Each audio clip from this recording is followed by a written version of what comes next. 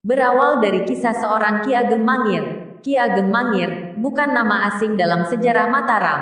Di mata Mataram, Mangir dikenal sebagai tokoh pemberontak karena dituduh ingin melepaskan diri dari Mataram. Dia mati di tangan Panembahan Senopati yang sebenarnya merupakan mertuanya sendiri. Panembahan Senopati mengatur skenario dengan menjebak Ki Ageng Mangir dengan mengirimkan Pembayun, putrinya untuk memikat Mangir dengan cara menyamar sebagai penari tayub. Strateginya berhasil dan kemudian dia meminta Ki Ageng Mangir untuk mau datang menghadap ayahandanya.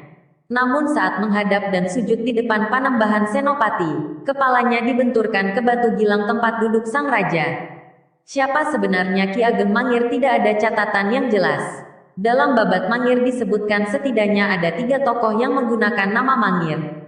Tra Mangir ini dalam babat diceritakan berasal dari Brawijaya V yang berputra Radian Alem Bumisani. Alem Bumisani ini melarikan diri dari Majapahit ke arah barat bersama istrinya. Kemudian dia mempunyai seorang putra yang diberi nama Radian Wanabaya. Radian Alem Bumisani meninggal di daerah Gunung Kidul. Radian Wanabaya inilah yang kemudian tinggal di Mangir sehingga ia terkenal dengan nama Ki Ageng Mangir Wanabaya, Mangiri. Ki Ageng Mangir Wanabaya I menurunkan Ki Ageng Mangir Wanabaya II.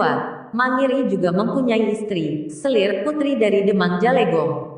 Dalam cerita tutur dikenal Rara Jalegong melahirkan anak yang berupa naga yang bernama Ki Bagus Baru Klinting ini mempunyai kesaktian yang luar biasa pada lidahnya sehingga lidahnya dibuat menjadi sebilah mata tombak oleh ayahnya sendiri dan diberi nama Kiai Baru. Dalam cerita rakyat dipercaya bahwa Ki Bagus Baru Klinting adalah naga yang berubah wujud menjadi tombak pusaka Kiai Baru Klinting. Tombak Kiai Baru Klinting senantiasa disanding oleh Ki Ageng Mangir. Namun senjata ini tidak dibawa menghadap Panembahan Senopati karena syarat menghadap raja semua senjata harus dilepas. Dusun Mangir sekarang terbagi atas 3 wilayah, yakni Dusun Mangir Lor, Mangir Tengah dan Mangir Kidul. Lokasi ini terletak kira-kira 20 km dari kota Jogja. Secara administratif dusun ini masuk dalam wilayah Kalurahan Sendang Sari, Kecamatan Pajangan, Kabupaten Bantul. Peninggalan yang masih ada di daerah ini antara lain batu persegi dengan ukuran 1 tanda kali 1 meter yang dipercaya sebagai tempat duduk Ki Ageng Mangir, arca lembu kendaraan Dewa Siwa, dan beberapa fragmen arca.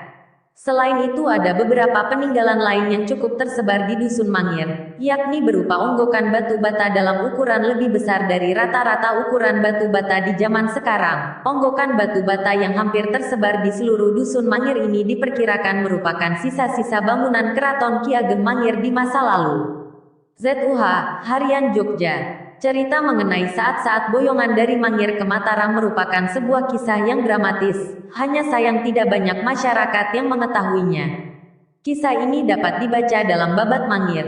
Dalam adegan ini pulalah kata Bantul berasal, karena banyaknya emban yang membawa ubah rampes serta serah-serahan dengan cara dipikul yang mentul tanda hubung mentul.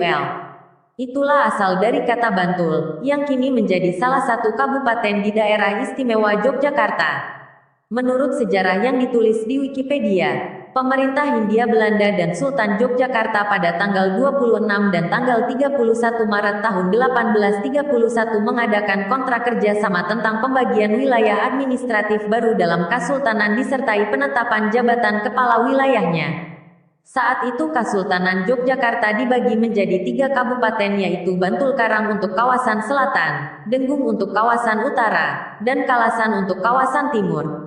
Menindaklanjuti pembagian wilayah baru Kasultanan Yogyakarta, tanggal 20 Juli tahun 1831 atau Rabu Kliwon 10 Sapar tahun Dal 1759, Jawa, secara resmi ditetapkan pembentukan Kabupaten Bantul yang sebelumnya dikenal bernama Bantul Karang tersebut di atas. Seorang Nayaka Kasultanan Yogyakarta bernama Raden Tumenggung Mangunegoro kemudian dipercaya Sri Sultan Hamengkubuwono V untuk memangku jabatan sebagai Bupati Bantul. Pada masa pendudukan Jepang, pemerintahan berdasar pada Usamu Seirei nomor 13 sedangkan Stades Gemente Ordonanti dihapus. Kabupaten memiliki hak mengelola rumah tangga sendiri otonom. Kemudian setelah kemerdekaan, pemerintahan ditangani oleh Komite Nasional Daerah untuk melaksanakan UU Nomor 1 Tahun 1945. Akan tapi di Yogyakarta dan Surakarta undang-undang tersebut tidak diberlakukan hingga dikeluarkannya UU Pokok Pemerintah Daerah Nomor 22 Tahun 1948 dan selanjutnya mengacu UU Nomor 15 Tahun 1950 yang berisi tentang pembentukan pemerintahan daerah otonom di seluruh Indonesia.